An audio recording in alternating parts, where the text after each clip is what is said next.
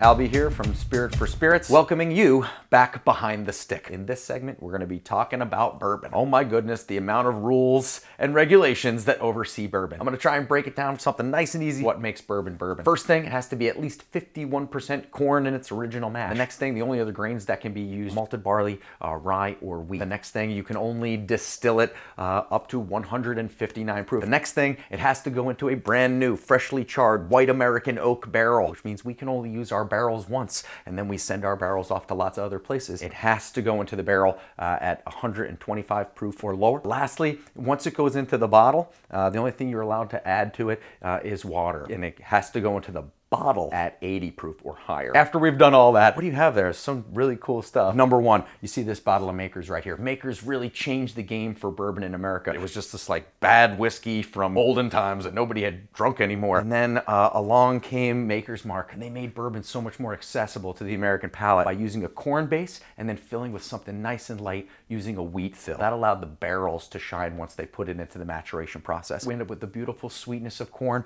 the softness of wheat, and the really spicy, fun barrel flavors on top of that, and that is Makers. For people like me who like a bit bolder style whiskey, you're looking at this Knob Creek. Now this is done in a single barrel. One barrel was used to pour into this, as opposed to making a giant batch out of all your barrels to gain a consistency of flavor. So this is a bit more difficult to do. If you're gonna do a single barrel and try to get the same flavor profile from bottle to bottle, master distillers, master blenders, all really have to be super skilled with great palates in order to create a consistent product. Now this one is 120 proof right out of the barrel. 120 proof, super high alcohol content. Now what does it tell me? This in a single barrel is going to be super bold. We have a really sweet corn base to start. We've got a grain filler in there that's rye. Now rye whiskey, if I think about it in terms of bread, if I think about the softness of wheat bread or the spiciness of rye, we have a deep, dark, rich color with a spicy centered whiskey at a very high proof. Super bold,